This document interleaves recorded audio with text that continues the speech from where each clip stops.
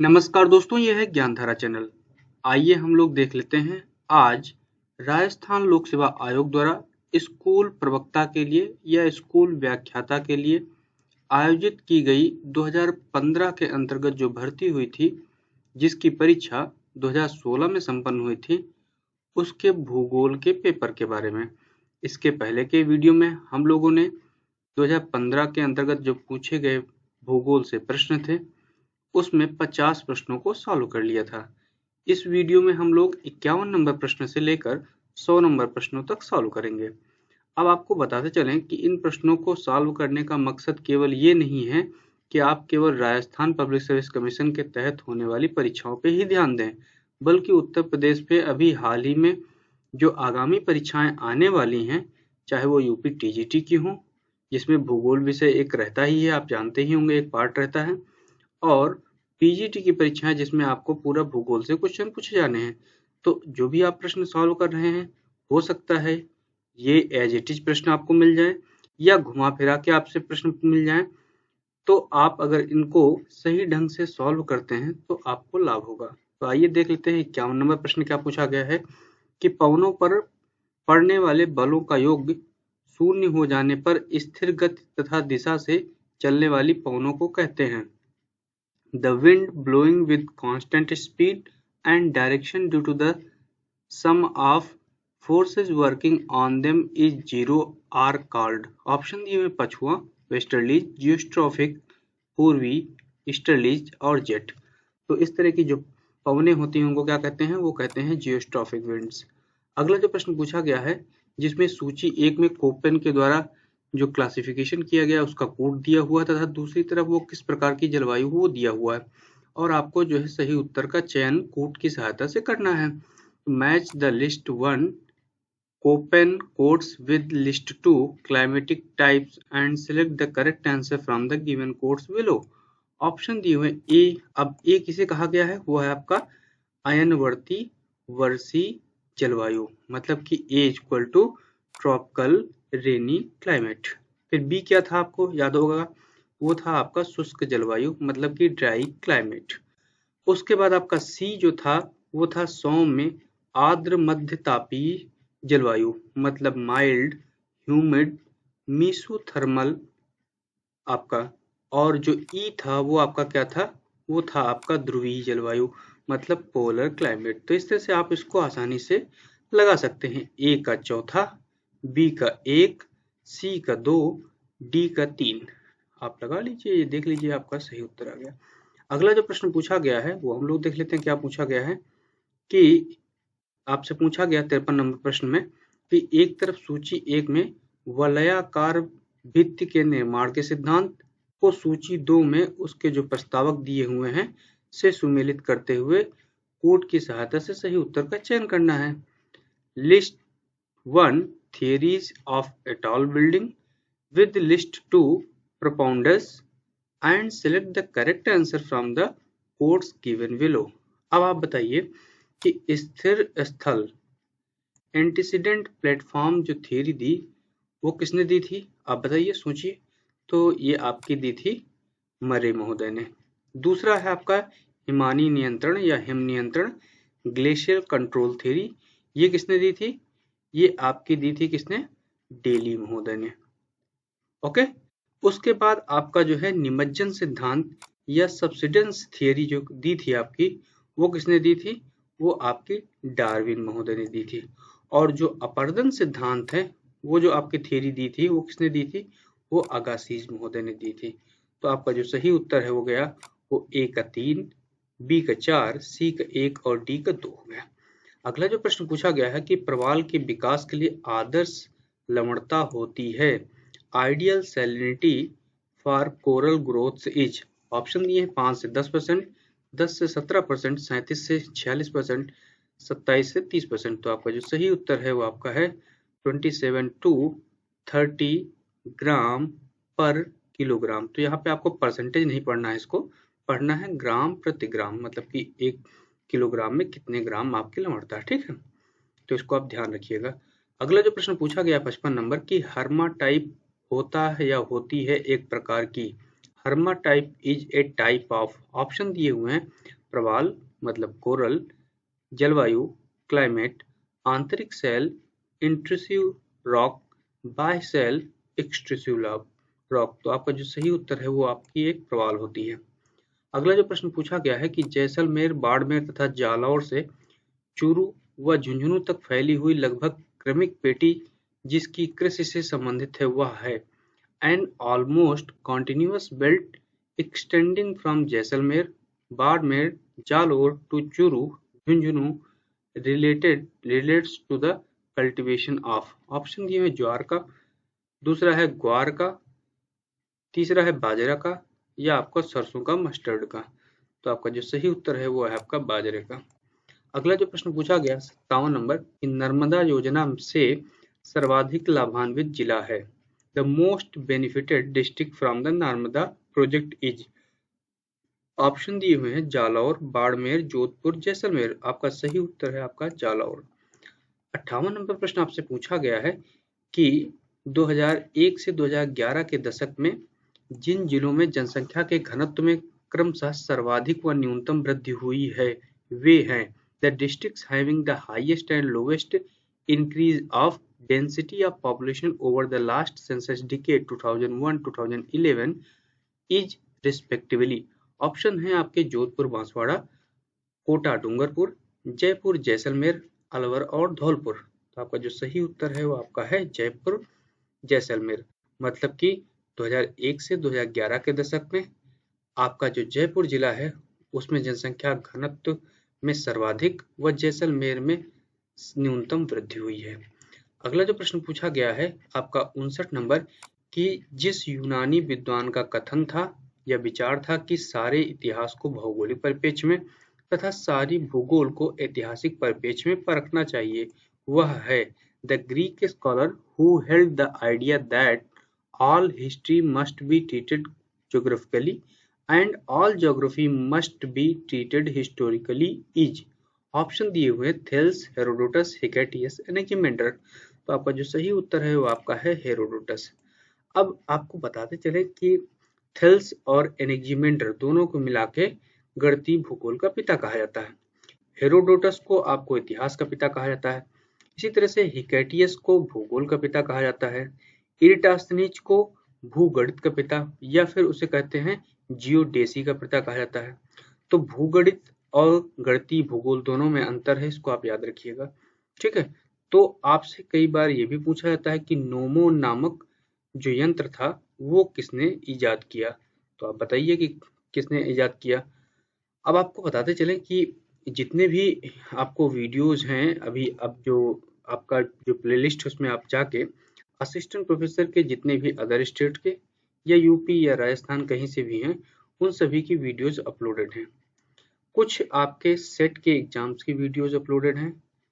तीसरा यह है कि आपका यूपी पीजीटी, राजस्थान पीजीटी, इन सब की वीडियोज अपलोड हैं।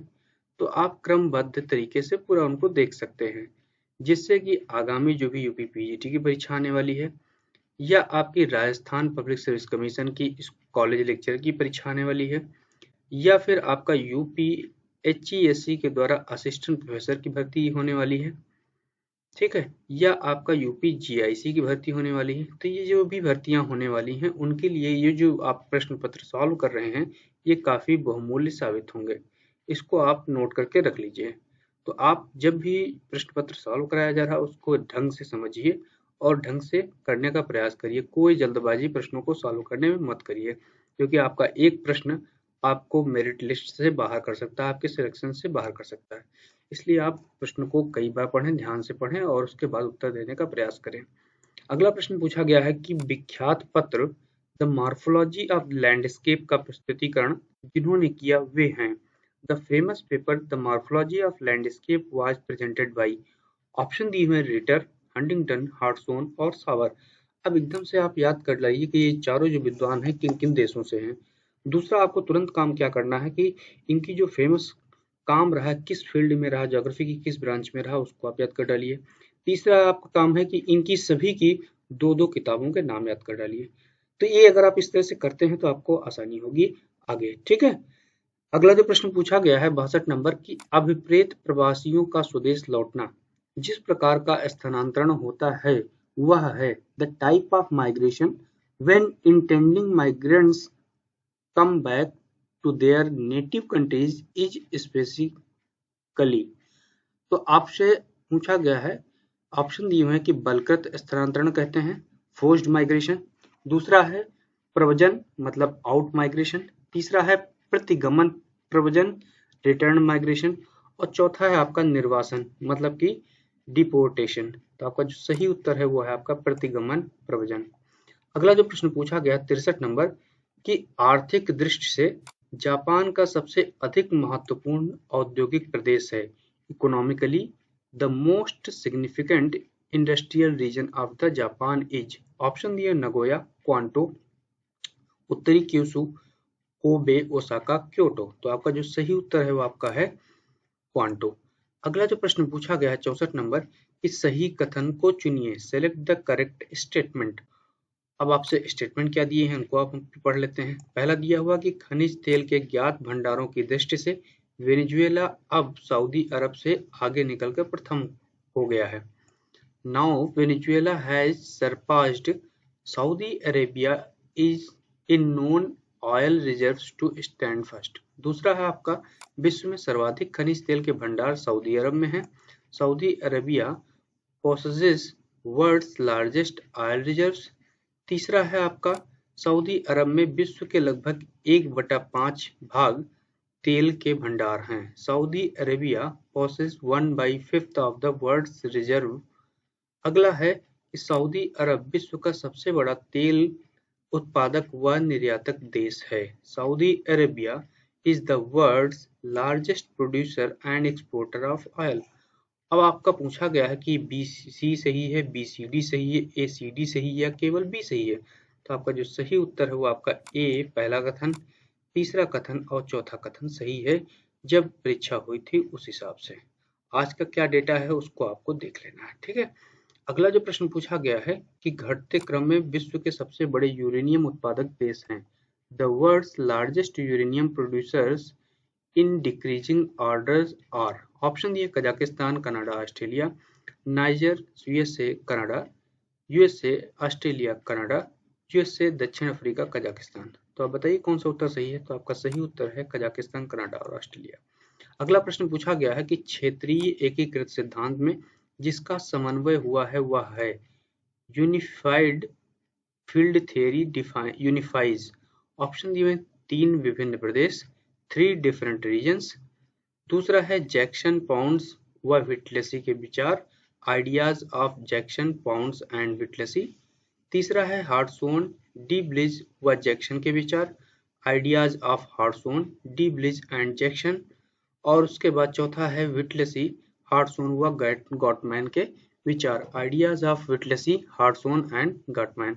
तो आपका जो क्षेत्रीय एकीकृत सिद्धांत है उसका समन्वय हुआ है वह है आपके इनके विचारों के द्वारा। अगला जो प्रश्न पूछा गया है कि क्षेत्र विचार श्रृंखला जिस सिद्धांत की व्याख्या करता है या करती है। Idea area chain explains the theory of. Option दिए हार्टलैंड मतलब हृदय स्थल, रिमलैंड, तीसरा है क्षेत्रीय एकीकृत यूनिफाइड फील्ड, और उसके बाद सीमाओं का विकास, इवोल्यूशन ऑफ बाउंड्रीज। तो आपका जो सही उत्तर है वो है आपका क्षेत्रीय एकीकृत। अगला जो प्रश्न पूछा गया है 68 नंबर, वो पूछा गया है कि 2 संप्रभु राज्यों को अलग करने वाला क्षेत्र या कटिबंध होता है। A zone separating the 2 sovereign states is also known as. Option दिए हुए सीमांत मतलब फ्रंटियर्स, सीमा मतलब बाउंड्री, अंतस्थ राज्य मतलब बफर स्टेट, चौथा है वैधानिक रेखा मतलब लीगल लाइन, ठीक है। अब आपका जो सही उत्तर है उसे कहते हैं फ्रंटियर्स या सीमांत। अगला प्रश्न है कि स्थलाकृतियों के विकास में भूगर्भिक संरचना के योगदान की संकल्पना जिसने दी वह है the concept of geological structure in the evolution of landforms was given by.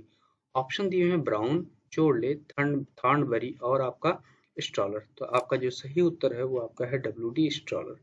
अगला जो प्रश्न पूछा गया है 70 नंबर कि किसी अवस्थिति पर कृषि उत्पादन के प्रकार को प्रभावित करने वाले कारकों में जिस कारक को वान थ्यूनन ने पूर्व कल्पित नहीं किया वह है the factor not assumed by Von Thunen is influencing the type of agricultural production at a location is. Option दिए हुए हैं भूमि किराया लैंड रेंट, दूसरा है जलवायु क्लाइमेट, तीसरा है बाजार से दूरी डिस्टेंस टू मार्केट, उत्पाद का बाजार में विक्रय मूल्य selling price of product in the market.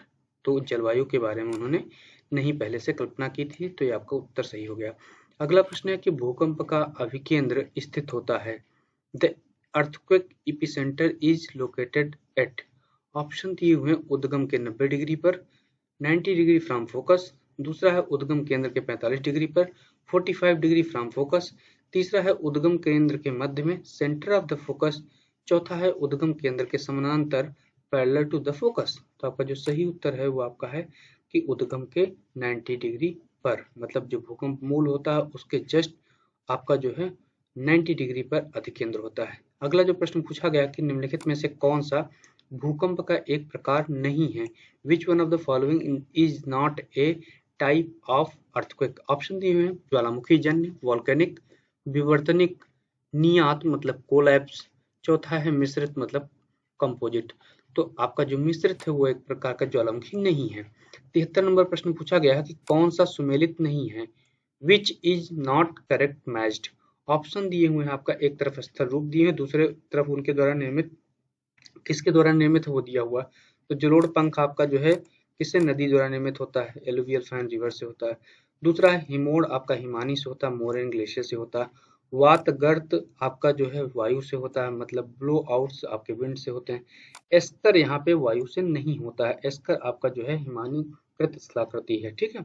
तो आपका यही उत्तर सही हो गया। अगला जो प्रश्न पूछा गया है कि एल्बिडो से तात्पर्य है। The term albedo implies. Option दिए ऊष्मा को सोखने की क्षमता, कैपेसिटी ऑफ एब्जॉर्ब हीट, दूसरा ऑप्शन दिया सूर्य की किरणों के मार्ग को परिवर्तित करने की क्षमता, capacity to modify path of the sun rays, तीसरा है धरातल से सौर विकिरण की परावर्तित मात्रा, amount of the solar radiation reflected by surface, चौथा है धरातल से वायु में स्थानांतरित ऊष्मा की मात्रा, amount of heat transfer to air by the surface. तो आपका जो सही उत्तर है वो आपका है 3 नंबर, धरातल से सौर विकिरण की परिवर्तित मात्रा। अगला जो प्रश्न पूछा गया है कि विश्व में ज्वार भाटे की सबसे अधिक ऊंचाई अंकित की गई है। The highest height of the tide in the world has been recorded at. Option दिए हैं फंडी की खाड़ी में, गल्फ ऑफ फंडी, दूसरा है मैक्सिको की खाड़ी में, गल्फ ऑफ मैक्सिको, तीसरा है बंगाल की खाड़ी में, बे ऑफ बंगाल, चौथा है उत्तरी सागर में, नॉर्थ सी में। तो आपका जो सही उत्तर है वो है पहला आपका। अब फंडी की खाड़ी नक्शे पे कहाँ आप उसको देखिएगा और मुझे बताइएगा। अगला प्रश्न आपका है कि भारत का दक्षिणतम बिंदु किस राज्य या केंद्र शासित प्रदेश में स्थित है। इन विच स्टेट और union territory is the southern most point of India located. Option दिए हैं केरला, तमिलनाडु, निकोबार द्वीप समूह और लक्षद्वीप। तो आपका जो सही है वो आपका है निकोबार द्वीप समूह में। तो आपको मालूम होगा कि जो इंदिरा पॉइंट है वो जो आपका ग्रेट निकोबार जो द्वीप समूह उसका दक्षिणतम बिंदु है। अगला प्रश्न पूछा गया कि निम्नलिखित में से कौन सा एक क्षेत्र मैंग्रोव वन नहीं है, which one of the following area is not having a mangrove forest.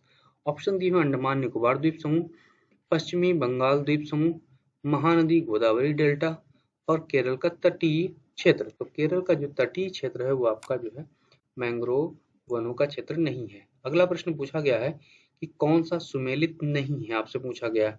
एक तरफ जो है मृदा के प्रकार दिए हैं तथा उस राज्य में के बारे में दिए हैं जहाँ पे मृदा पाई जाती है। तो लेटराइट मृदा क्या आपकी पाई जाती है पश्चिम बंगाल में, आप सोचिए। तो नहीं पाई जाती होगी, है कि नहीं, कि पाई जाती कि नहीं पाई जाती। तो थोड़ा मात्रा में भले कहीं पाई जाती है लेकिन अधिकांशता नहीं पाई जाती। दूसरा है आपको काली मृदा आंध्र प्रदेश। काली मृदा और आंध्र प्रदेश का है कोई संबंध, ये भी संभवतः जो है आपका क्या है कि काली मृदा ज्यादातर आपकी जो पाई जाती है वो मध्य प्रदेश का दक्षिणी भाग, राजस्थान का दक्षिणी भाग, आपका जो है आपका केरल तेलंगाना का पश्चिमी भाग और मध्य प्रदेश आपका महाराष्ट्र का पूरा भाग और कर्नाटका का उत्तरी भाग पाया जाता है, ठीक है। अब जलोढ़ मृदा मध्य गंगा मैदान में पाया जाता है, ये आपका सही है। फिर उसके बाद आपका जो है पीट मृदा उड़ीसा के तटीय क्षेत्रों में, ये भी आपका। तो आपका क्या है, इसमें 2 आंसर सही हो रहे हैं, 2 नहीं सही हो रहे हैं।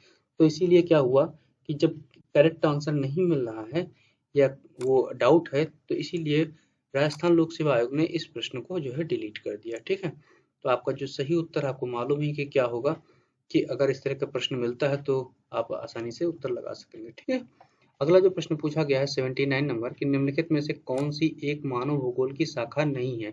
Which one of the following is not a branch of human geography? Option दिए हैं पर्यावरणीय भूगोल, इन्वायरमेंटल ज्योग्राफी, सामाजिक भूगोल, सोशल ज्योग्राफी, राजनीतिक भूगोल, पॉलिटिकल ज्योग्राफी, अधिवास भूगोल, सेटलमेंट ज्योग्राफी। तो आपका जो सही उत्तर है वो आपका है पर्यावरणीय भूगोल। अगला जो प्रश्न पूछा गया है कि कौन सा मापक सार्वभौमिक रूप से उपयोग में लिया जा सकता है? Which type of the scale can be used universally? Option दिए हुए रचनात्मक मापक मतलब ग्राफिकल स्केल, कथनात्मक मापक मतलब स्टेटमेंट स्केल, तीसरा है प्रतिनिधि भिन्न मतलब रिप्रेजेंटेटिव फ्रैक्शन मतलब आरएफ, तीसरा है आपका कर्ण मापक मतलब डायगोनल स्केल। तो जो पूरे यूनिवर्सली आपका यूज किया सकता है वो आपका है आरएफ मतलब कि रिप्रेजेंटेटिव फ्रैक्शन। क्यों होता है? क्योंकि इसमें सबसे पहले ये है कि ये यूनिट लेस होता है, मतलब कि इसमें यूनिट नहीं होती है।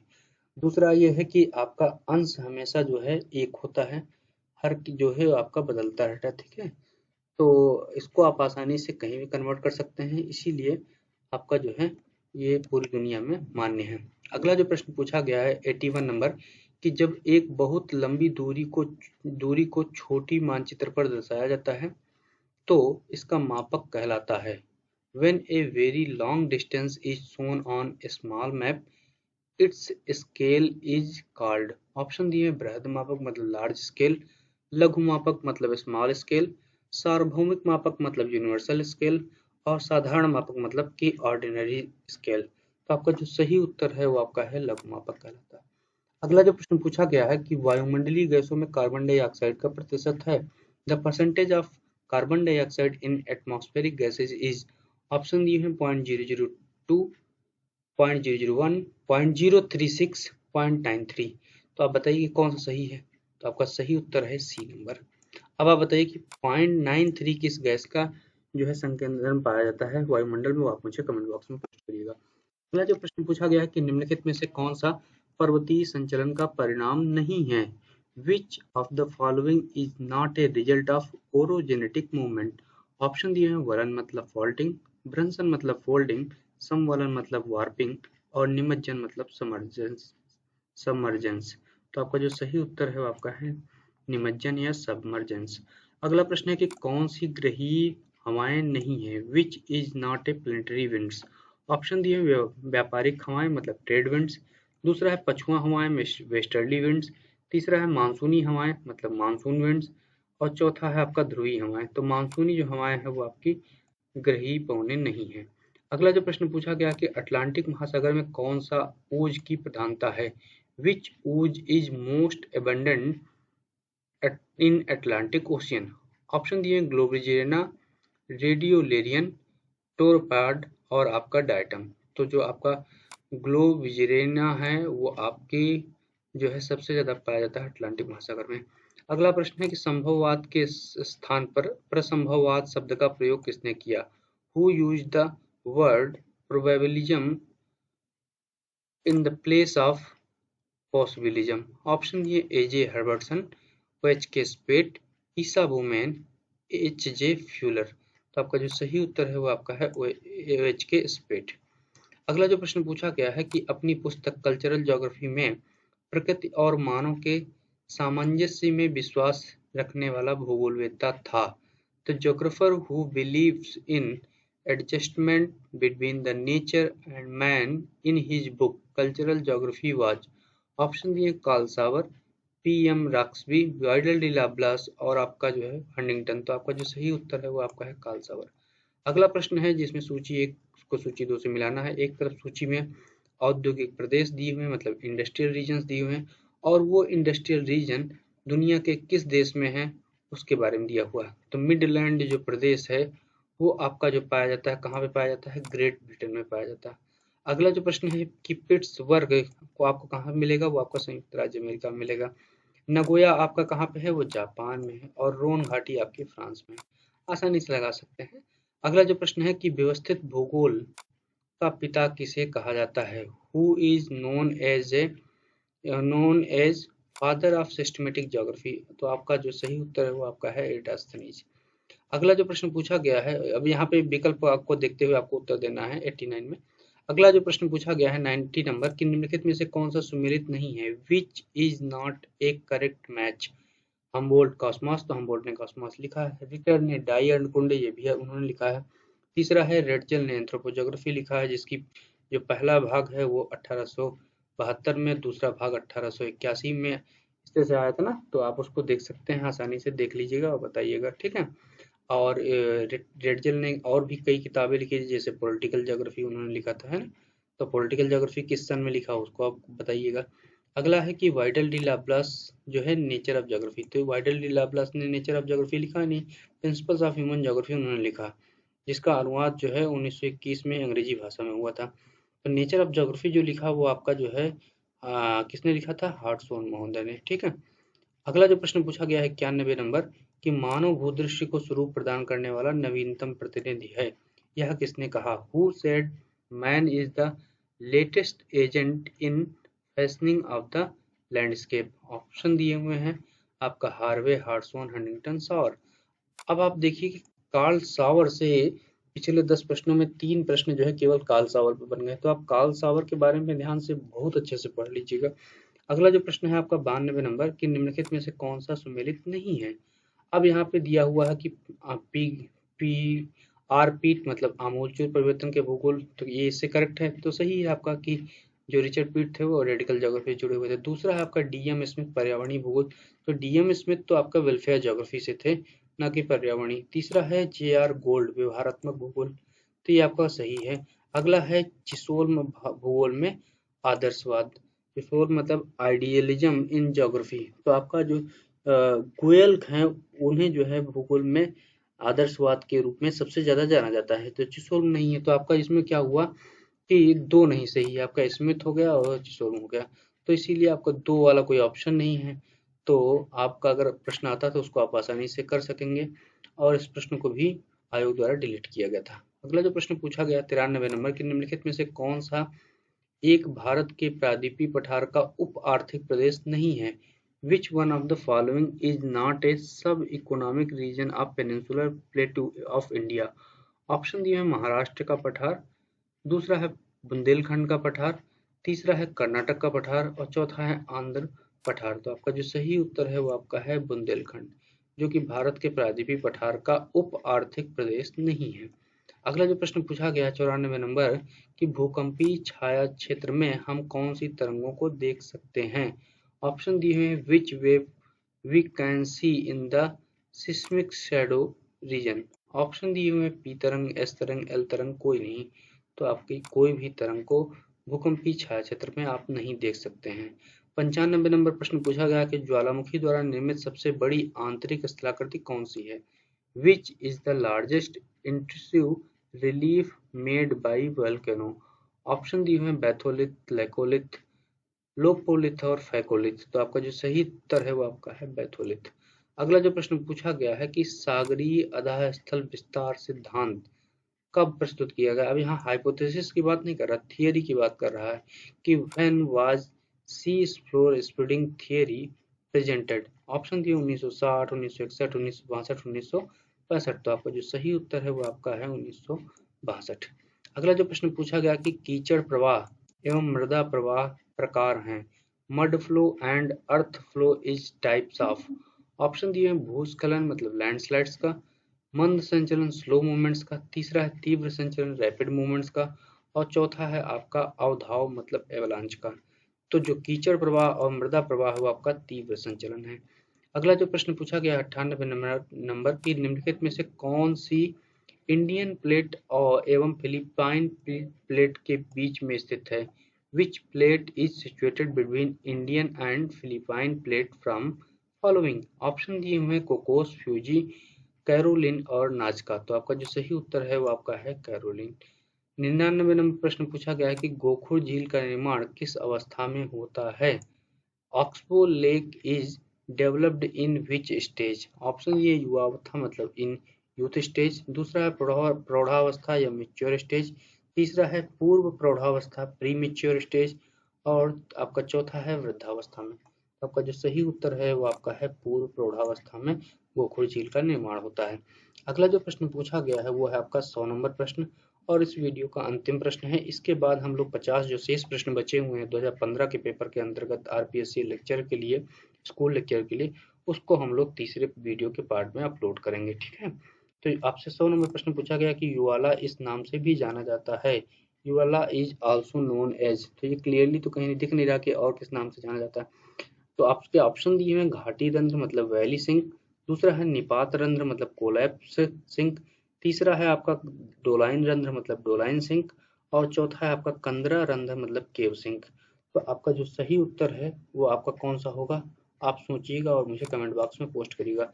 उसके पहले आप जो है बहुत ध्यान से देखिएगा, ये आप एक स्ट्रक्चर देखिएगा, सिंक होल शैलो होल ये वाला, ठीक है। आप देखिएगा तो यहाँ पे जो सिंक होल है बहुत छोटे छोटे साइज के हैं, ठीक है। फिर उसके बाद शैलो होल आते हैं, ठीक है। फिर आपका जो है डोलाइन आते हैं, डोलाइन के बाद आपका युवाला बनता है, कई कई डोलाइंस मिलके युवाला बनते हैं, और कई युवाला मिलके जब बहुत बड़ा डिप्रेशन होता है तो उसे पोलियो कहते हैं। तो आप इसको सीक्वेंस को आप आसानी से याद कर लीजिएगा। अब आप इसको आप अगर देखें तो ये एक सैटेलाइट इमेज है, तो आप इस पे देख सकते हैं कि जो भी युवाला होते हैं और पोल्जे होते हैं वो कैसे होते हैं, ठीक है। आप इसको ध्यान से देख लीजिएगा। तो जो आपका जो पोल्जे है वो सेट ऑफ युवाला होते हैं, ठीक है। उनके आधार पे पोल्जे बनते हैं। आप पोल्जे का आप साइज भी देख सकते हैं कितना बड़े बड़े हो जाते हैं, ठीक है। उस पे नहीं दिख रहा तो आप इस पे देख सकते हैं कितने बड़े बड़े पोल्जे हो जाते हैं, ठीक। कई किलोमीटर्स की चौड़ाई और लंबाई में होते हैं। तो उम्मीद है कि जो आपको ये बताया गया काफ़ी महत्वपूर्ण है। आप मुझे बताइएगा कि आपको वीडियो कैसा लगा, और अगर आप चैनल पर नए हैं तो अपने दोस्तों को शेयर करिए, जिससे कि उनको भी इन वीडियोस का फ़ायदा मिल सके और जल्दी से जल्दी सफल हो सकें। तो आपसे 101 नंबर प्रश्न क्या पूछा गया वो भी आपके झोली में डाल देते हैं कि आप मुझे बताइएगा कि इसका उत्तर क्या है। कि थार का मरुस्थल कब समुद्र का हिस्सा था? In which era of Thar desert was part of ocean? तो कौन कौन से हैं आप सोचिएगा कि किस समय था। ये वन लाइनर क्वेश्चन आपके लिए मैं छोड़ दे रहा हूँ। तो धन्यवाद, और तीसरी वीडियो को हम लोग अपलोड करेंगे जल्दी ही।